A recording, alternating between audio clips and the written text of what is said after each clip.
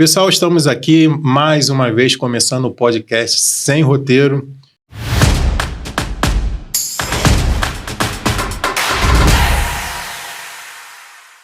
E hoje com uma convidada muito especial. Estou aqui com Érica Lemos. Prazer, Érica. Seja bem-vinda. Prazer, Rafael. Ao nosso programa. Nós vamos tratar aqui de um assunto muito importante. Sempre foi importante, mas hoje mais do que nunca. A Érica é mãe do Cadu.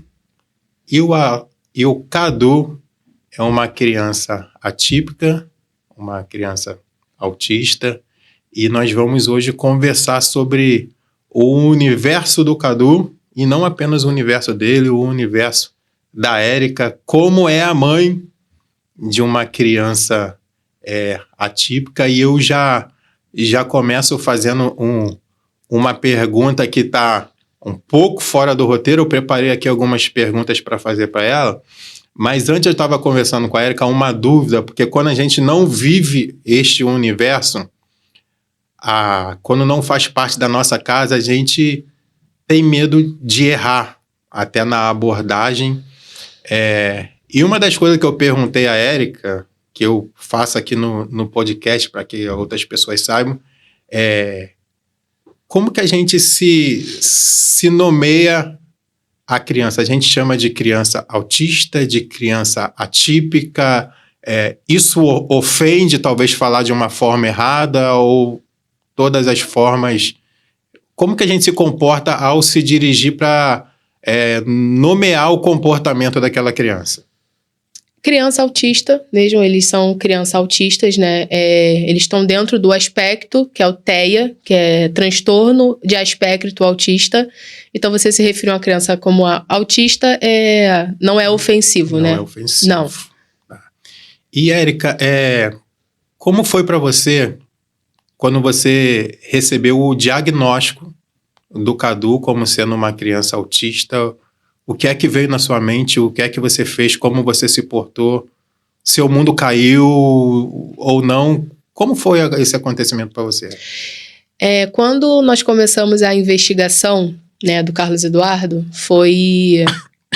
Primeiro que eu acho que o primeiro passo, né, mais difícil é o aceitar. É você reconhecer que não, eu preciso ir atrás de um diagnóstico, né? Porque eu sempre... Não, é o tempo dele, é o desenvolvimento dele, cada criança tem o seu desenvolvimento. E eu não estava querendo iniciar descobrir nada, Sim. né? Para mim, meu filho era uma criança normal, uma criança sem nenhuma necessidade. E o diagnóstico, ele não é fechado de cara, né? Nós passamos por um processo. Então, eu acho que esse processo de investigação, ele já é um processo meio que te faz ali ir aceitando aos poucos, né? Existe essa possibilidade. Então, se existe, nenhuma mãe quer ter um filho com alguma deficiência, com alguma anomalia. Então, quando passamos por esse processo de investigação, até quando já chegou para fechar o diagnóstico e ter o laudo, eu acho que eu já estava assim, pronta para receber isso, né? Eu não recebi isso de uma forma, eu não vou aceitar, não, eu recebi isso já de uma forma mais confortável, né? E só precisando entender o que nós vamos fazer a partir do diagnóstico. Porque tem o antes do diagnóstico, o diagnóstico e o depois do diagnóstico. Né? Então, para mim foi super tranquilo, assim. Eu acredito que a maioria, ou uma grande parte das pessoas que estão assistindo esse podcast, nós estamos aqui também para aprender muitas coisas. E no caminho que a gente se encontrou para vir até aqui, estava junto com a minha esposa, nós viemos juntos no carro conversando, e a gente fazendo perguntas, e eu gostaria que você repetisse uma das coisas que você falou para a gente ali no carro, sobre a questão do diagnóstico. Você passou ali para a gente, que muita gente não sabe, não existe um exame, não é isso? Assim, Sim. Fiz um exame, no exame foi diagnosticado que é uma criança atípica. Não é assim, você descobre pelo comportamento, Sim. não é? É o comportamento, porque as crianças neurodivergentes, como eu falei, né, elas têm um atraso no desenvolvimento. Então, E quando o Cadu tem 8 anos, isso era muito pouco falado. Na época dele, eu particularmente descobri o que era autismo quando meu filho foi diagnosticado. Eu nunca nem tinha escutado, eu nunca nem tinha visto sobre. E o Cadu é a 5ª criança que fez parte da minha vida. Eu acompanhei o crescimento de 3 sobrinhos, a minha filha mais velha. Então, quando nós nos deparamos com o Cadu, com o comportamento do Cadu, né, o atraso que ele teve atraso na fala, atraso no andar, atraso no sentar. Nós percebíamos ele uma criança muito irritada, né? Às vezes parecia que estava sentindo alguma dor ele não falava, então a gente não conseguia identificar o que era e levava no médico e tá tudo bem, não tem nada, e a gente até entender o que estava acontecendo, nós fomos, né? Tipo, o que tá acontecendo ali? E irritabilidade, às vezes, para brincar com algum brinquedo. Quando ia dar um desenho para ele rasgava a folha. Tinha manias muito repetitivas, fazia coisas muito repetitivas. Eles são crianças muito repetitivas. E esses comportamentos consecutivos dele já te deixava em alerta ou você achava que era não me deixava apenas uma alerta, criança diferente? Não me deixava em alerta porque eu não conhecia, né? Talvez hoje, se eu tivesse, mesmo sem ser mãe do Cadu, se eu tivesse um filho hoje que já tivesse alguns tipos de comportamento diferente, talvez, como hoje é um assunto muito mais falado, né, muito mais abordado, a pessoa já sempre tem alguém que conhece alguém. Ah, eu conheço o filho de alguém que é. Eu conheço. Sim. Então, hoje as informações, elas já são muito mais abrangentes, isso. As pessoas têm muito mais acesso. E como eu nunca tinha escutado falar sobre, para mim eram só comportamentos. Eram só, ele é assim, ele tirava todo o sapato da sapateira, se enfiava lá dentro, fechava e eu ficava, gente, o que essa criança quer ali dentro? E tirava a roupa do guarda-roupa e se enfiava dentro do guarda-roupa. Então, e são coisas que eu fui filmando. Eu tenho filmagens disso tudo, até hoje, né, tenho guardado. Foram coisas que, e na verdade não foi nem eu que fui atrás, pra mim, não. Eu acho que nós como mães, nós não temos um filho, né? Como eu falei, às vezes tem exames que nós passamos pela gravidez que ali aponta alguma anomalia na criança. Mas o autismo não. E você não quer aceitar que o seu filho tem alguma coisa de diferente. Seu filho, não, ele é assim, o desenvolvimento dele é assim. Então, e minha mãe, que foi a pessoa que ficava ali, não... Que dizia, né? Morava perto, então... Érica, isso daí não tá certo. Isso daí vai atrás, vai no médico, vai... Porque se não tiver nada, beleza, mas pelo menos você já descarta. E quando eu apresentei ao médico, né, fui ao pediatra, o primeiro passo de tudo foi procurar um pediatra, falar o que estava acontecendo, mostrei vídeos. E só de eu falar o comportamento, ela falou, olha, probabilidade grande de ser TEA, então vamos começar aí começa fugiu a palavra. O processo para o laudo, né? Esse processo que antecede o laudo. E aí ele precisou passar por exames, que foi ressonância magnética do crânio, porque aí já descarta outras possibilidades. Verdade, eles vão descartando algumas coisas para chegar, já que não existe um diagnóstico de autismo, então eles vão descartando outras coisas para... Isso aí foi o exame Bera, os mais comuns, assim, que pelo menos foram que pediram pro Cadu, e eu vejo que o início é o exame de ressonância do crânio, o Bera, que é o exame de surdez, né, porque e o Cadu, ele tinha 2 anos e pouquinho, quando a gente começou esse diagnóstico. Sim. Então, ele falou, olha, esse processo ele vai demorar um pouco mais do que o normal, porque ele ainda é muito pequeno, ele tem só 2 anos, então pode ser que realmente seja só o desenvolvimento. Então, não tem como a gente agora diagnosticar ele. Então, o que eu fazia? Eu comecei as terapias dele, né, no início, assim, foi muito complicado, porque eu fazia pelo plano de saúde, então a assistência que o plano de saúde dá. Hoje em dia, eu acho que eles são um pouco mais severos com essas exigências, mas antes, como eu falei, foi tudo no início, né? Eu fui meio que, vamos supor, pioneira de todo esse processo, né? Não tinha uma referência, alguém que eu pudesse ver, e fui pesquisando e eu tinha muito pouca informação. Então, os médicos eram muito complicados, eu consegui exame, terapias pelo plano de saúde, muitos lugares que ia. Por exemplo, a primeira experiência de terapia dele, de fono. Foi num hospital que as crianças ficavam na mesma recepção que a emergência. Meu Deus. Então, ali eram crianças, um monte de criança misturada com outras ali gripada e, sabe, era um risco, eu ficava assim. Então, foi um processo muito complicado, né? Até eu achar onde o Cadu já faz terapia 3 anos nesse mesmo local e é excelente.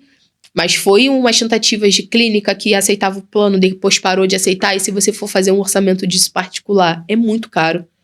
Imagino. Chega a ser inviável, porque toda semana... Os planos de saúde não estão, em sua maioria, não estão cobrindo o atendimento para as crianças autistas. Sim, né? É algo que você faz por fora. Não, até tem. Tem plano de saúde que tem, mas um exemplo, o plano de saúde do Cadu não era porque plano de saúde, né, tem um custo. Então, se você tiver um plano mais caro, talvez você consiga... O plano dele era um plano básico. Então, os lugares que aceitavam era assim, a gente chegava lá, hoje aceita. Aí já chegava na semana seguinte... A pessoa que não tem aquela condição, a gente sabe que é uma questão social, a questão da criança com autismo pode chegar para aquele que mora na Vieira Solta, no Leblon, como pode chegar para aquele, com todo respeito, para aquele que mora no Querosene, Sim. no Morro do Querosene. Que foi eu, né, que morava ali no São Carlos. Poxa, nem sabe. Parece até revelação. Meu Deus do céu. Eu conheço um pouco da tua vida, mas não sabia. Mas, enfim, então vamos continuar com já que eu falei querosene, não vamos mudar, né? Mas tem pessoas que não têm aquela condição de levar a criança, de ter um plano. Sim. A maioria da população não tem essa condição. Nem sempre você consegue uma vaga no público. E como é que a pessoa faz? Ou não faz? Eu não sei como funciona essa questão do laudo no público, porque ele tinha, graças a Deus, ele tinha o plano, né? Ele já tinha esse plano. E eu até que tive rápido, assim, né? Dentro da medida do possível, desse tempo que eles exigiram, eu tive um neuro que foi pelo plano. E até fechar o diagnóstico, ele conseguiu ficar com essa mesma neuro. Sim. Porque uma das dificuldades do plano de saúde é o seguinte. Hoje eu marco o Cadu com uma neuro. Aí ele tá fazendo o tratamento dele ali. Só que aí chega na consulta, essa médica não atende mais aqui. Então você recomeça todo o processo, né? Então isso também tem coisa que não tem o que fazer, porque o médico não atende mais ali. Então você precisa a todo tempo ficar reiniciando. Se não for algo particular, você vai ficar ali com aqueles, dependendo do plano de saúde, ou você liga, não tem vaga.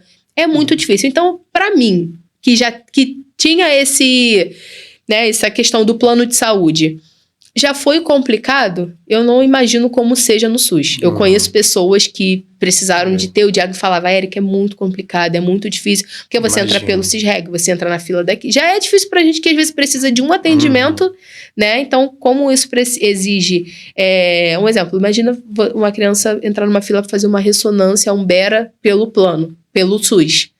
Se a pessoa vai ficar aguardando.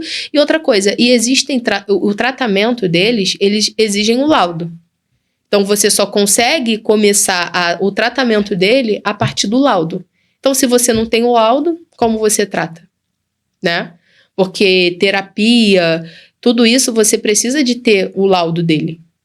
Então, até sair o laudo, você fica à mercê ali, esperando. E Érica, e como que é a rotina da sua casa? Você tem mais uma filhinha, Sim. Né? Um pouquinho mais velha, né? 2 anos de diferença. Ela tem 10, ele tem 8. Como é que é a rotina na sua casa, você, seus filhos? Como é o seu dia a dia? Gente, é tenso, é complicado, é tenso, porque além de ser mãe solo, né? Eu sou confeiteira, e então eu tenho a minha rotina na igreja também. E tem dia que é literalmente assim, são dias e dias, tem dias que é literalmente sobreviver aquele dia, tem dias que são dias mais tranquilos e dias mais complicados, né? A minha rotina, esse ano e ano passado, eu me mudei, né? Da Ambiré, eu morava na Ambiré, eu consegui me mudar e eu me mudei para uma casa só eu e os meus filhos. Então, ano passado foi assim, eu até brinco se não foi o pior ano da minha vida, porque às vezes a gente quer uma oportunidade, né? Porque o crescer dói, o sair da zona de conforto dói, e com isso vem os desafios que você precisa enfrentar. Então foi um ano, né, ano passado, de mudança, não só para mim de casa, mas para o Cadu, porque ele saiu da creche para a escola. E para o autista, existe essa questão da rotina. Ele vai fazer aquilo ali todo dia, então para ele é aquilo ali todo dia. Igual caminho. Quando eu volto do Cadu da escola, é o mesmo caminho. Se eu mudo a rua, ele já, não, é ali, porque é aquilo ali. Então, quando ele se viu mudando de casa, eu morava com os meus pais. Eu, meus filhos e os meus pais. Então, e o Cadu morava ali desde que nasceu. Então, para ele já não ter os meus pais ali no dia a dia, já não tem a casa, já não tem a mesma escola, foi um desafio muito grande, né? Nós enfrentamos um desafio muito grande, onde eu até pensei de tipo, não, vou voltar porque não tá dando. E você ter que lidar de tipo, escola levava e buscava os dois na escola. Minha rotina sempre foi eu sozinha, literalmente sozinha para tudo. E ter que trabalhar, e ter que fazer, e ter que ir pra igreja, e ter que voltar, e ter que cuidar da casa, e ter que cuidar do... Cansa só de escutar. E dentro dessa tua história diária, nesses 8 anos já com o Cadu, qual foi o maior desafio que você enfrentou e como você venceu, né? Para as pessoas até que estão nos vendo, que estão nessa situação ou que tem pessoas muito amadas nessa situação. Diz Sim. aí pra gente. O maior desafio foi esse e graças a Deus eu venci dessa forma... Sim. Eu acho que o maior desafio, né, com o Cadu, eu tive vários grandes desafios, mas o maior desafio eu acho que foi quando eu comecei toda mudança, assim, né, um exemplo, ele saiu da creche e foi para a escola. Hoje, um exemplo, eu tô aqui, ele tá na escola, mas ano passado todo, ele saiu o ano todo às 10 horas, porque ele não ficava na escola. Ele não aceitava estar na escola, ele entrava chorando e saía chorando todos os dias. E eu acho que esse, para mim, hoje ele estar ali, ele conseguir ficar numa carga horária maior, ele ir para terapia, porque quando eu mudei ele para esse lugar, era assim também, ele chegava chorando, ele não aceitava participar das atividades. Lá não é uma terapia individual, né? É uma terapia coletiva. E pro Cadu era muito desafiador ele estar em outro... Embora ele sempre ficou na creche, para ele era muito desafiador ele estar ali com outras crianças, tendo que interagir com outras crianças, porque a atividade não era só com ele. Não tinha uma especialista para o Carlos Eduardo. É uma especialista pro grupo. Então, se ele não se enquadra no grupo, fica difícil trabalhar com ele. E hoje, quando eu chego lá, os profissionais, Érica, olha... Hoje é muito mais fácil trabalhar com o Cadu, hoje ele aceita participar, hoje ele interage com outras crianças na escola. Érica, caraca, já é uma vitória, ele tá sentando aqui, a professora dele, ele tá no 2º ano, essa professora não é a mesma do ano passado. Sim. Então ela chegou pra mim, Érica, ele já interage mais comigo, ele já fala do jeitinho dele, mas ele já aponta, ele faz prova, né? É adaptado às provas dele, mas ele já participa. Então, para mim, isso é a maior conquista assim, que eu tive com ele na igreja também. Nós tivemos muita dificuldade de adaptar ele, inserir ele.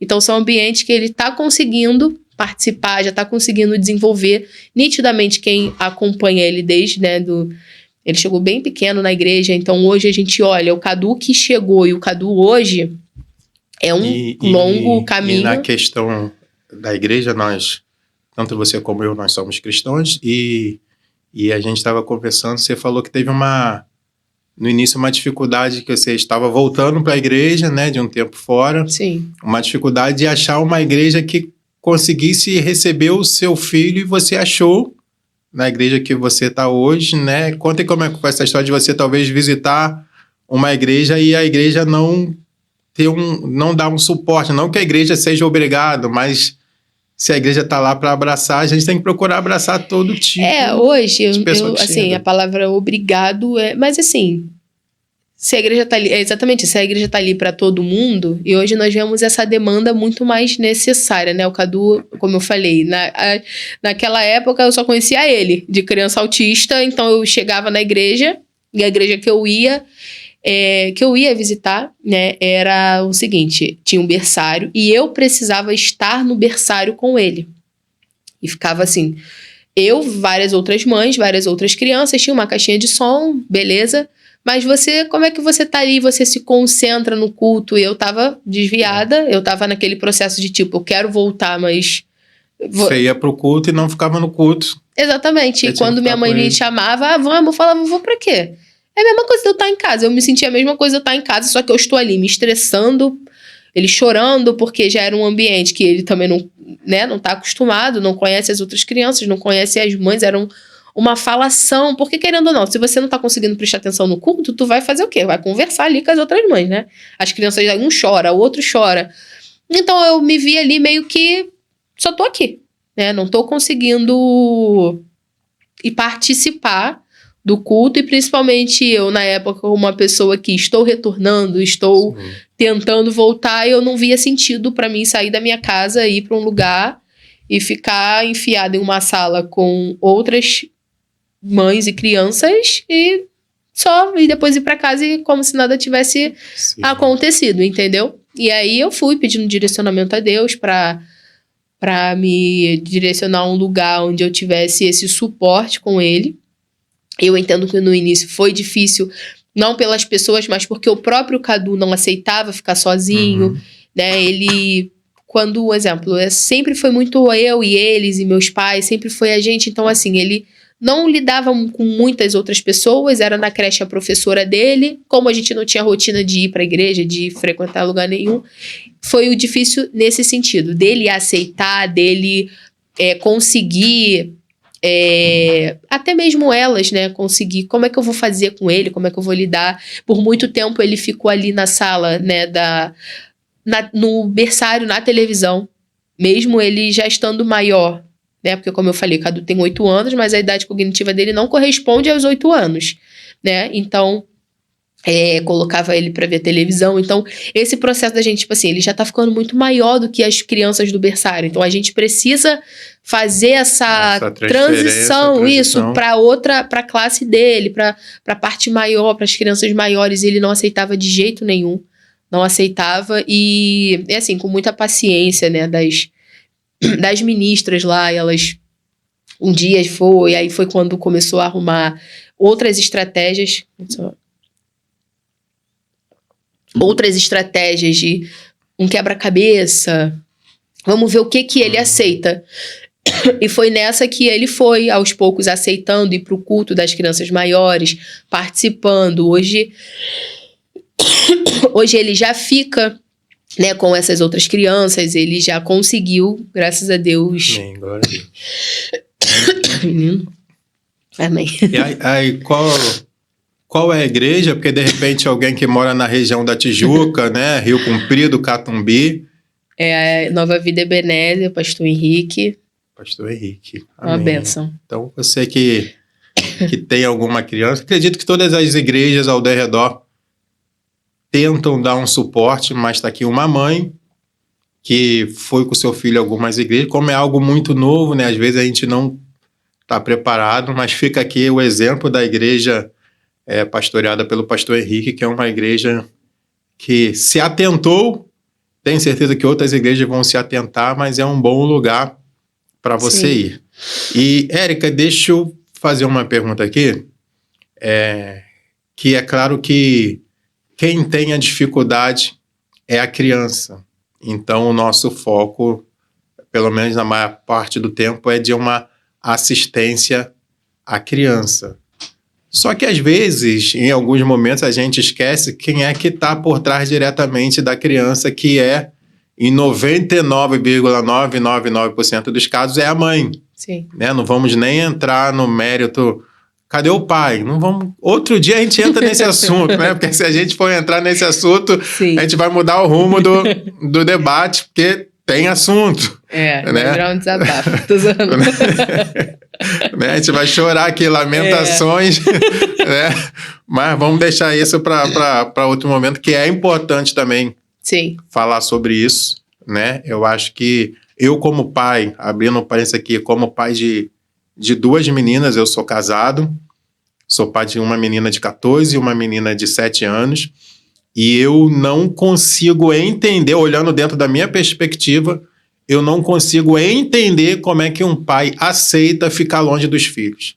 Na questão da mãe dos filhos, de repente aconteceu alguma coisa que a gente não sabe, talvez não deu para ficar junto. Sim. Mas ficar longe dos filhos, eu como pai, eu não consigo entender como um outro pai consegue viver normalmente acerca disso. Mas isso é um assunto para outro dia. Sim, isso não é caso isolado, né? A gente vê, como a gente estava conversando, na própria terapia.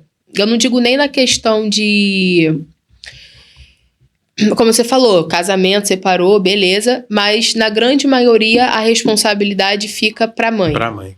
As crianças típicas também. Acontece de, numa separação, muitos pais não dão suporte financeiro, não dão nenhum suporte, como se aquilo ali fosse um favor que ele está fazendo. Mas as mães atípicas, por si só, na maioria de todos esses anos, né, de experiência que eu tive de lugares de médico, terapia, e sempre as mães. É muito difícil, é muito raro você ver uma figura paterna nesse lugar. Né? E lá onde o Cadu faz terapia, inclusive lá tem a sala de acolhimento. Eu acho isso muito interessante, um lugar, isso é muito legal, porque ele faz numa ONG, né? Uma ONG é um núcleo, não é pago, eu não sei se pode se dizer uma ONG, mas é um lugar que tem dá essa assistência. E enquanto as crianças estão na terapia, tem uma sala de acolhimento onde todas as mães ficam muito ali, trocam experiências, têm atividades, sabe? E às vezes a gente vai pra lá, tipo assim, cansado da rotina, mas vai ali, você troca experiência com outras pessoas, sabe? Tem esse espaço ali. Eu acho isso muito, muito legal. Muito... E a pergunta que eu vou fazer, mas eu quero abrir mais um parênteses, porque agora eu quero falar, eu quero falar porque, como eu disse, não é o assunto da nossa conversa, mas não tem como fugir disso, porque eu estou fugindo um pouco aqui, mas muitos pais, estou falando pais da figura masculina, porque dá lá R$500, R$600, R$700 de pensão, acha que está fazendo alguma coisa e ainda se a esposa aparece com uma unha feita, está fazendo unha com o dinheiro que eu te dei. Eu falei, meu filho, R$500, R$600 não paga o que o teu filho come no mês. E olha que o teu filho não apenas come, o teu filho veste, o teu filho vai no parque, o teu filho toma remédio quando sente uma dor de cabeça. Então a pessoa acha porque está dando R$500 por mês, acha que está suprindo a necessidade de um filho. R$500 não supre a necessidade básica de uma criança. Apenas completa algo que é necessário ter a mais. Sim. Então, só para ficar bem claro aqui, que você não é pai porque dá R$500. E muita gente dá para não ser preso, só por causa disso. Não dá porque se importa, dá porque sabe que se tem alguma coisa que funciona no Brasil, é a questão da pensão. Se tu não pagar, tu vai preso. De repente, se você sair ali na rua, você roubar o meu celular, grande chance que não aconteça nada com você. Mas se você não pagar a pensão, você vai preso. Então você não é um grande pai porque você paga uma pensão, não. Ser pai é muito mais do que dar essa merreca que você dá, mas esse não é o assunto. O que eu quero falar inclusive, uma vez eu já sugeri, vamos trocar. Eu te dou os 500. Um mês só. A mulher dá os 500 para você fica com a criança um mês, para tu ver. Que não chega nem perto da necessidade da criança. E outra coisa, a pessoa que cuida do seu filho precisa estar bem mentalmente. Então, ainda que eu desse uma pensão de R$10 mil, se fosse o caso, mas R$10 mil ela vai usar bem para ela também. Meu querido, se a pessoa que vai cuidar do teu filho vai estar bem mentalmente, eu vou querer investir mais ainda para que essa pessoa continue bem mentalmente, para que ela possa cuidar do meu filho de uma forma mais eficaz. Então, para de reclamar e aprende a ser pai. Mas a pergunta que eu quero fazer, Érica, e a Érica? Sim. E a mãe de uma criança autista? Você se cuida, Érica? Você pensa em você? Você tem, não, é o meu momento. Ah, não, agora eu vou continuar amando meu filho. Se precisar, eu tô aqui do lado, mas eu tenho que olhar para mim. O que a Érica faz pela Érica? Quase nada. Quase nada, e às vezes não é nem porque, não quero fazer, mas é porque a rotina em si, né? A rotina, as obrigações, o trabalhar, é literalmente aquilo. Eu penso muito isso, se eu não estiver bem, os meus filhos não estão bem. Mas qual é o suporte que eu tenho para estar bem? Sabe? Como é que eu... Porque às vezes, um exemplo, vamos pelo básico, um exercício físico, né? Que às vezes você precisa cuidar da sua saúde. Beleza, mas qual é o tempo que você arruma para isso? Sabe? Porque às vezes um tempo que surge para você cuidar de você é um tempo que você já não tem força, às vezes mentalmente, física. É um cansaço extremo, porque uma vez eu li que a rotina de uma mãe atípica, o cansaço de uma mãe atípica é como se fosse um homem, um soldado numa guerra. Eles comparam o cansaço, né? Eu vou chorar. Porque isso já é tipo assim, é um ponto muito...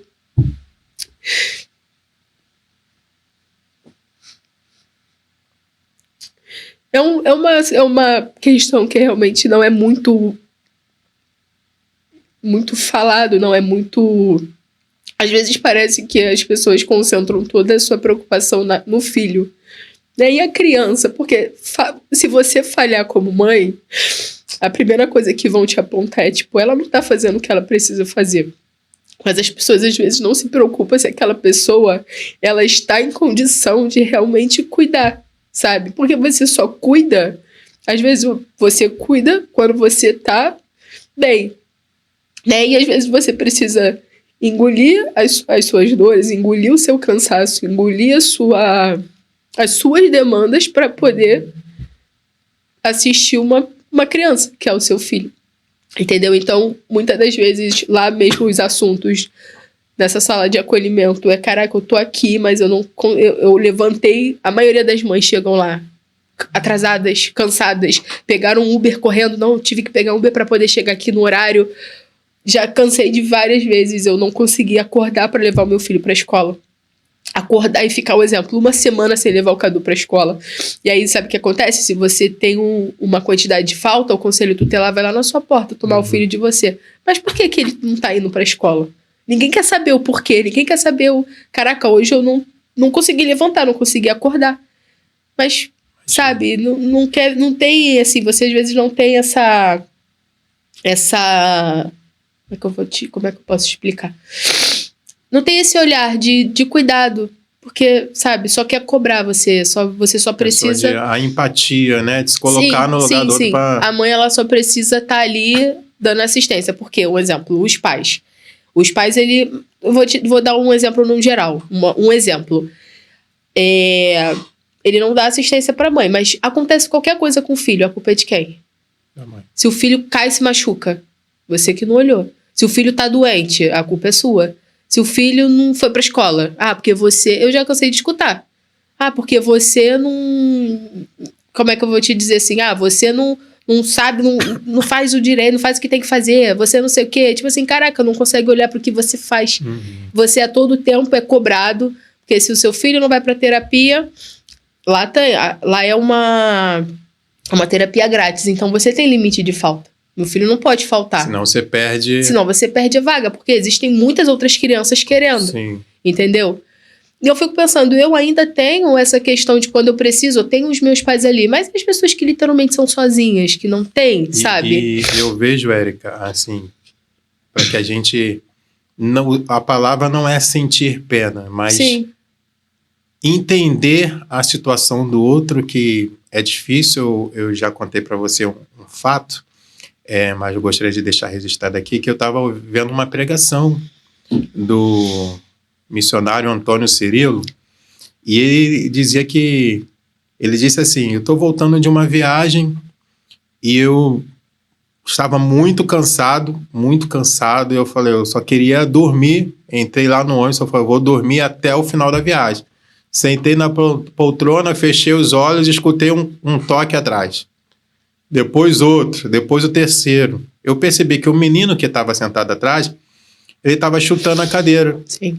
Então eu me virei para trás para poder falar com a mãe para orientar o filho para não chutar a cadeira. Eu estava cansado de dormir. Mas quando eu olhei para a criança e olhei para a mãe, percebi que era uma criança atípica. Olhei para a mãe e vi um semblante cansado, tão destruído, que automaticamente eu virei para frente novamente e pensei comigo, essa criança pode chutar o quanto ela quiser. Eu não vou colocar mais um fardo sobre essa mãe. E aí ele disse que saiu dali e ele ficou refletindo sobre aquilo, e essa mensagem me fez refletir também o peso que é sobre a mãe, muitas das vezes sozinha, cuidar de... Eu sou casado com a minha esposa, nós procuramos dar atenção às nossas filhas, que não tem nenhuma dificuldade motora, e nós vemos o quanto é difícil.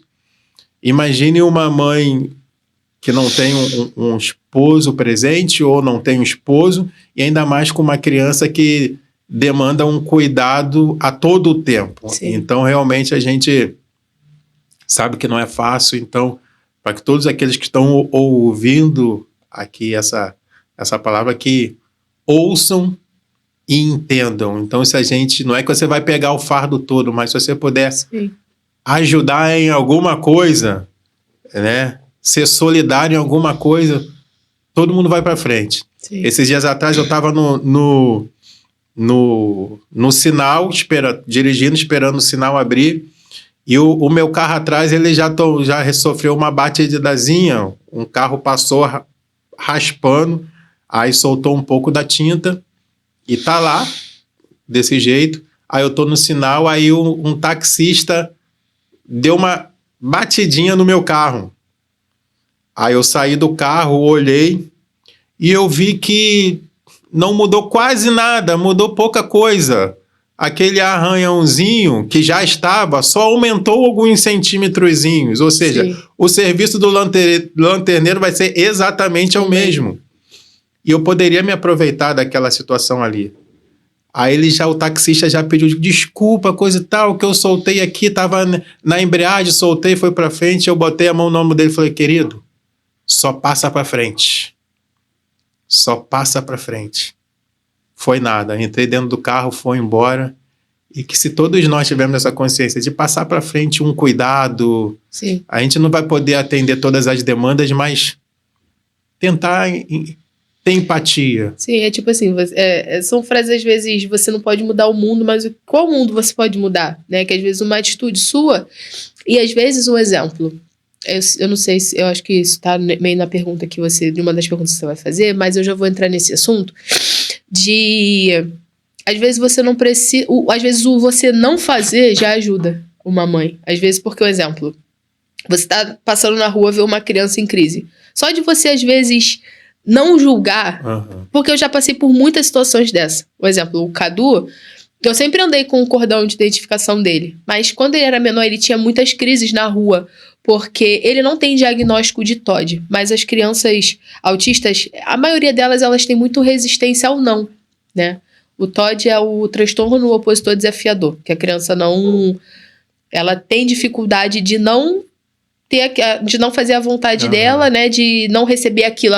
Ela tem dificuldade com a frustração do não. Ela quer alguma coisa e se você não der, ela desconcerta, ela tem crise, ela chora. E muitas das vezes isso é visto como pirraça, falta... bater na criança, falta isso, falta aquilo. E já teve vezes do Cadu, um exemplo, eu quero bala, não vou dar. E ele chorar, e ele gritar, e as pessoas na rua, começa a, tipo assim, apontar aquilo ali, julgar, e você passa pelo constrangimento, primeiro porque você já tá numa situação desconfortável com seu filho, sabe? Já teve uma situação de no ônibus o Cadu passar, desconcertar, ter uma crise, porque ele, como eu falo, eles são muito rotineiros. Então, quando o Cadu entrava no ônibus, ele sempre queria passar o cartão. E ele sempre queria passar o cartão. Só que eles não têm a facilidade de entender algo que a gente tem. Por exemplo, Cadu, vamos entrar por trás. Pra ele não, ele tem que entrar pra frente pra ele passar o cartão. Sendo que nesse dia o ônibus estava super lotado. Era um 33, vocês sabem como é que anda um 33. É um micro-ônibus e super lotado. E não tinha como a gente entrar pela frente. E ele, assim, quando é um bebezinho, quando é uma criança pequenininha, é bonitinho, né? Quando vai crescendo... Por exemplo, o Cadu tá com 8, mas amanhã meu filho vai ter 15, vai ter 20, e aí a empatia, se quase não existe, praticamente zero, né? Porque quanto maior a perspectiva que as pessoas têm sobre a outra, é tipo assim, não, ele tem 15 anos, então ele já é um homem, mas não quer saber qual é a questão dele, né? E nesse dia a gente precisou entrar por trás, e ele já entrou gritando, chorando, e... quero passar o cartão, só que não tinha como passar pra chegar até a roleta. E aí eu fiquei segurando ele ali, contendo, mesmo dando o telefone, fica aqui, vem cá jogar, ele não, enfim, aí eu saí, e já é um super constrangimento, né, as pessoas ficam olhando, as pessoas, elas não disfarçam, né, os olhares, a questão, e eu saí do ônibus e eu tô andando, eu tô vendo a moça me seguindo desde lá do ônibus, e aí ela olhou pra mim e falou, olha... leva o seu filho no culto de libertação. Meu Deus. Aí ali você tem que ter, né? Tipo assim, a paz de espírito e os frutos do espírito. Naquele dia eu já não... Falei, a senhora podia também ir pro culto de libertação. Enfim, eu dei uma resposta ali pra ela. E voltou. Por que a senhora também não vai pro culto de libertação? Porque eu falei, não, meu filho não tá com demônio, não. Ele não precisa ser liberto de nada. Você sabe o que significa isso aqui? Sei, porque eu sou enfermeira. Eu falei, nossa, então tá te faltando empatia, né? Porque uma pessoa sair de... Se ela é enfermeira e ela sabe o que significa aquilo, ela vai dizer o que? O seu filho está endemoniado, seu filho precisa de uma libertação, sabe? Então eu vejo que as pessoas... já aconteceram situações de um homem olhar e falar, isso aí falta um pai para dar uma porrada nele. E alto na frente de todo mundo. Então, além de você já estar desconfortável por uma situação, ainda vem pessoas que vão ali, parece que tipo assim... piorar já a situação que você tá, sabe? Então, tem coisas que aquilo, cara, se eu não posso ajudar ali naquele momento, eu não vou lá. Você falou uma palavra aí que me chamou a atenção, que às vezes não é só o que você vai falar. Vou dar uma palavra positiva. Às vezes só fica calado. Às vezes é melhor não falar nada. O não falar nada já ajuda. Já ajuda, né? Entendeu? Que às vezes, assim, realmente, às vezes é complicado você... Eu vejo que, às vezes, tem algumas pessoas que querem fazer, mas ali não tem muito o que você fazer. Não tem muito o que você fazer. Quando a criança tá em crise, é o quê? Ele precisa da mãe. A mãe tá ali, ela vai acolher. Claro, é legal, às vezes, você vê que a pessoa tem empatia de ir ali, te dar uma palavra. Mas, às vezes, quando você tá numa situação dessa, às vezes você só precisa do silêncio só mesmo, sabe? E essa seria até a minha próxima pergunta, que eu ia perguntar se você já passou e já disse, né? Sim. Que por situações de constrangimento, de preconceito... E não só já passei, como eu já vi mães passando. E isso é muito incomoda, assim, porque a criança ela entrou no 426 completamente batendo. Porque tem crianças que elas realmente são agressivas, elas batem, elas mordem, porque ela se desconcerta. A crise, ela faz a criança chegar no extremo das emoções dela e ela vai se expressar da forma que... né, que ela vai fazer ali. Ela chora, ela grita, ela se joga no chão. E aí a mãe, o ônibus estava super cheio, e essa mãe sentou e ele ficou batendo nela, batendo. E eu vi pessoas tipo, para de bater na sua mãe, gritando, se metendo ali. Pô, não entendeu. Ou às vezes até entende, mas é inconveniente, faz questão de ser inconveniente, sabe? E a mãe tava ali super desconfortável falando, não, deixa que eu falo. Então a mãe, além dela tá em uma situação desagradável com o filho, ela ainda tem que lidar, tipo assim, ficar se explicando, sabe? E aquilo ali, como eu não tava com meu filho ali na hora, mas aquilo já tava me irritando como se fosse eu. Eu tava falando, gente, deixa ela. Ela melhor do que ninguém sabe o porquê que ele tá assim. E depois ela ficou... E aí você começa a querer, tipo, se explicar, meio que pra pessoa... porque o medicamento dele foi alterado, então ele tá nessa adaptação. Parece que você tem que ficar se justificando. Mas não acho que talvez... falta o conhecimento para a população em geral, porque talvez Sim. assim, como eu não tenho ninguém na minha família, eu não quero saber, eu não me importo, Sim. que às vezes a gente acha que é uma criança normal Sim. que tá tendo uma rebeldia e ninguém vai concordar, talvez uma criança de 10 anos bater na mãe. A gente fala, pô, aonde esse mundo vai parar? Mas a gente não sabe que talvez é uma criança... ali, naquele caso ali, você conseguia ver, porque tem crianças que realmente você olha você consegue e tem uma fala que é até muito assim, nem parece autista. Às vezes a pessoa banaliza um laudo por uma criança que você olha, um exemplo, o Cadu. Se você olhar o Cadu do meu lado, ele é uma criança normal. Você vai dizer, não, ele não tem nada. Mas aí quando você vê, tipo, o jeitinho que ele fala, o jeito que ele... Às vezes, por exemplo, ele passa na rua, aí ele passa do seu lado, aí ele faz assim, tipo, faz assim você. Bate, hein? Aí ele olha e fala, desculpa. Aí ele olha pra mim, ele, não pode, né, mãe? Não pode. Ou seja, aí ele faz aquilo pra te pedir desculpa e falar pra mim que não pode. E aí tem pessoas que olham, que vê o cordão, que vê, aí ri, brinca com ele. E tem outros que olham, tipo assim, tá me encostando como se fosse, parece que vai fuzilar ele. Eu olho, desculpa. Mas eu sei que ele, às vezes ele não bate na pessoa, ele passa e encosta assim. Então você vê que tem pessoas que, assim, ela realmente... Sabe, ela não tem aquela coisa de... Tem outros que não, pô, não, eu sei, eu conheço, eu tenho alguém assim, eu conheço alguém assim, e tem gente que simplesmente, né, não. E aquela criança, quando você olhava assim, você conseguia ver que não era uma criança normal, ele não conseguia mal, ele ficava meio que, né, fisicamente, dava pra perceber. Então eu via que as pessoas, elas estavam ali meio que... Eu não sei explicar o porquê, é difícil você... Porque eu fico assim, cara, eu jamais faria isso, né? Então tem coisas que tu olha que tu fica assim, por que essa pessoa tá fazendo isso desse jeito? Às vezes você vê uma situação dessa, você não conhece a pessoa, diferente seria se você vai ajudar. Você vai ali, não, deixa eu te ajudar a controlar o seu filho, ou eu tenho mais força do que você. Um monte de homem ali, por exemplo, eu tenho mais força, deixa eu tentar conter ele. Mas não, quer dar opinião, quer falar, faz assim, faz desse jeito. Eu falo, cara, ela é a mãe.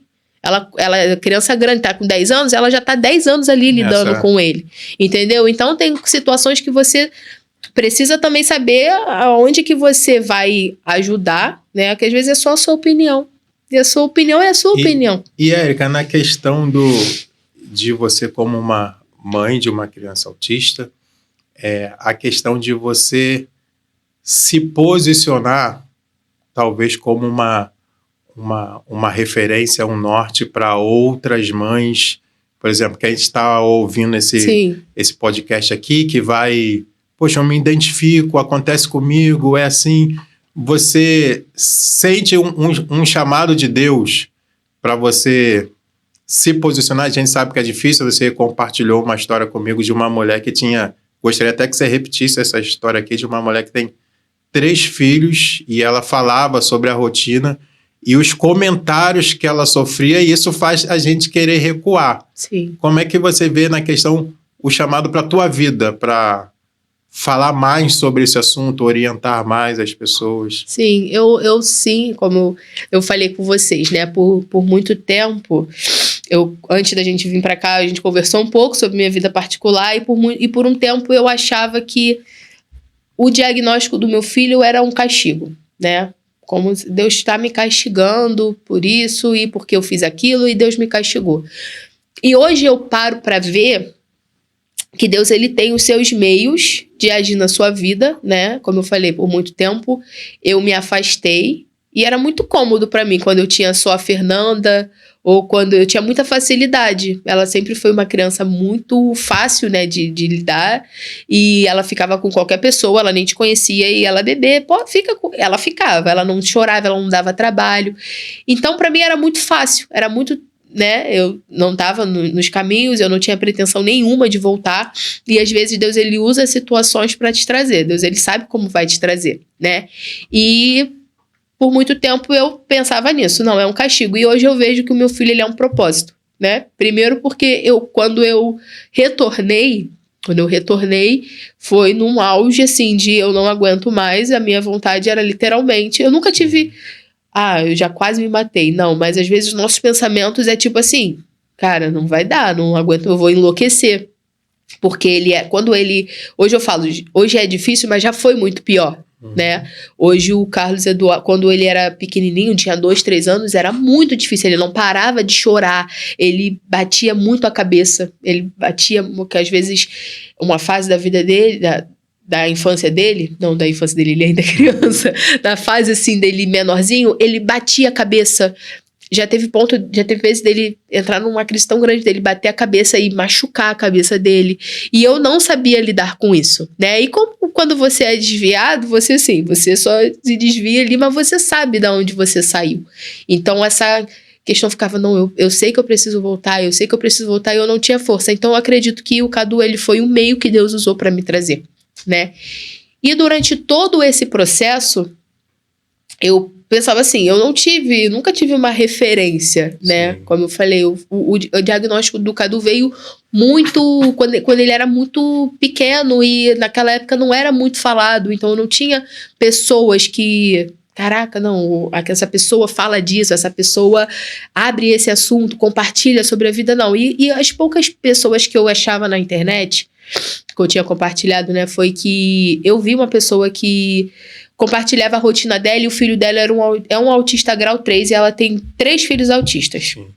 E ela compartilhou um vídeo onde um dele fazia as fezes e passava na parede.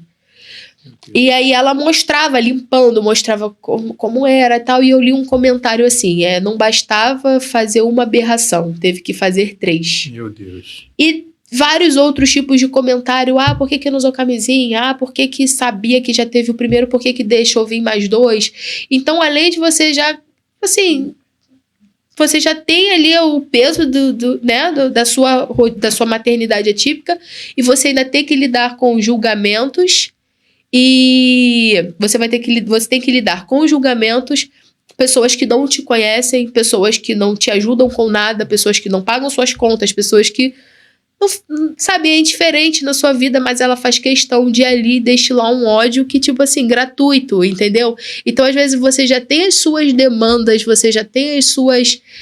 o seu peso emocional, que a mãe, eu fico pensando, se eu com Jesse, imagina 3. Meu Deus. Imagina 3 crianças e aonde um grau dele, sabe, são graus elevados. Eu já vi vídeo de mãe compartilhando que um filho grande, já um adolescente, ele vivia num quarto onde tinha grade e só tinha uma televisão e uma cama, porque quando ele tinha crise, ele batia nela, Então são histórias, quando você para aprofundar, sabe, é difícil para mim, mas existem muitas outras pessoas muito mais difíceis. E quando eu pensei, né, eu postei alguns vídeos sobre, quando eu me deparei com isso, eu falei, não, eu não tô preparada para isso, porque se você não souber filtrar, sabe, aquilo mexe ali... muito. Exatamente. Eu falo, cara, eu já tenho a minha...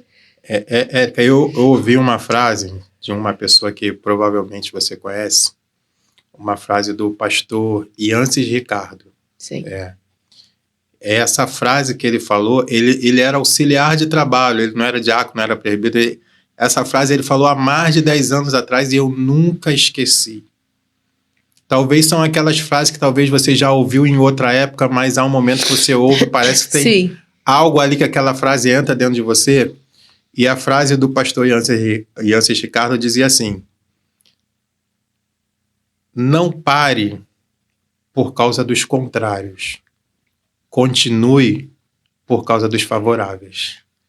Então eu sei que haverão contrários. Existem pessoas que elas se alimentam de falar mal. A pessoa que entra na sua postagem para falar mal de qualquer coisa, ela já entrou em outras postagens de outras pessoas para falar mal de outros assuntos. Sim. É uma característica dela. Mas eu gostaria que você enxergasse a mãe que vai receber um ânimo, a prima que vai ajudar mais a outra prima depois de ouvir as suas palavras, as Sim. pessoas que vão... a rede de apoio que vai se levantar porque você abriu a tua voz, abriu a tua boca. E eu tenho certeza absoluta, você tem mais do que eu, mas eu também tenho certeza que Deus te chamou também para defender esta causa, não só para isso, mas também para defender essa causa, porque quando a gente nunca tinha trocado uma palavra, nunca tinha trocado Sim. um boa tarde, um boa noite, uma paz do Senhor, às vezes eu apenas tinha você na rede social, e eu vi uma postagem sua sobre o teu filho e aquela postagem queimou no meu coração. Eu falei com a minha esposa, eu falei, eu vou chamar uma menina, eu acho que ela é da igreja do pastor do pastor Henrique, e eu acredito que Deus está chamando ela para a gente falar sobre esse assunto. Eu quero falar sobre esse assunto, e quando eu falei com você, a sua resposta foi de imediato, mesmo com medo, mesmo com receio, mas com uma certeza: Deus está te chamando para falar isso também.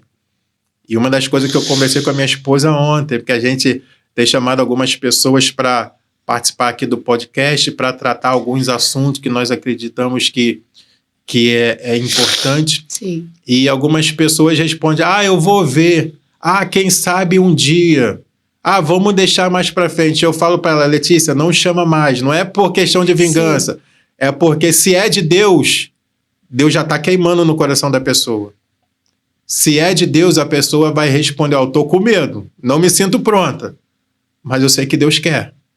E você está aqui. Hoje mesmo teve dificuldade para você estar aqui, né?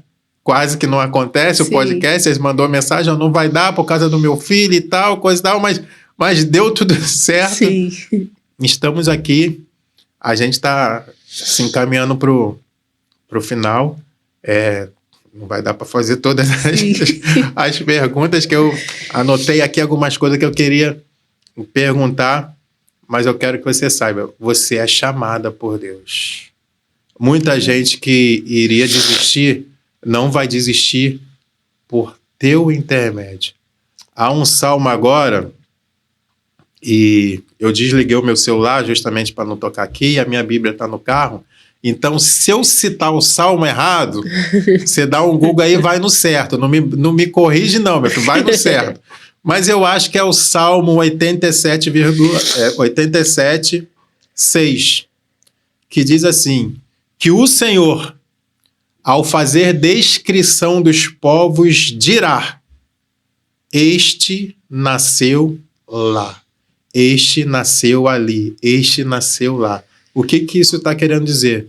Que Deus, quando for fazer a descrição dos povos, daqueles que forem salvos, Deus vai dizer aonde que aquela pessoa nasceu. Quando Deus for fazer a descrição daquela mãe que se levantou, daquela mãe que ia desistir de tudo, Deus vai falar aonde foi que essa mãe encontrou forças. E Deus vai dizer que aquela mãe encontrou forças ouvindo a Érica falar. Aquela mãe desistiu de desistir porque ouviu a Érica falar. Mesmo alguém, às vezes, falando alguma besteira sobre os filhos da Érica, sobre a Érica, teve gente que ignorou o que os outros estavam falando e se levantou. Então a gente vai estar encerrando. Eu só vou pedir, Érica, que você deixe uma palavra para a gente encerrar esse encontro. E já sinto pelo Espírito de Deus que a gente tem que se encontrar outras vezes aqui para conversar sobre esse assunto, sobre o assunto de ser uma mãe sozinha. E eu gostaria que você deixasse aqui uma palavra para aquela... Gostaria que você olhasse até para aquela câmera aqui. Sim.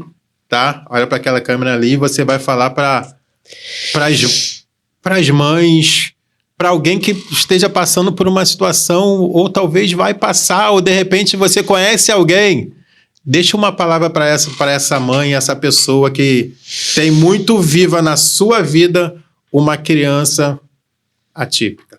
Sim, eu sei que em muitos momentos, né, nós olhamos para o cenário, olhamos para a circunstância, nós não conseguimos enxergar, às vezes, uma luz, uma saída, mas a palavra do Senhor, ela diz que o choro, ele dura uma noite, mas a alegria, ela veio ao amanhecer.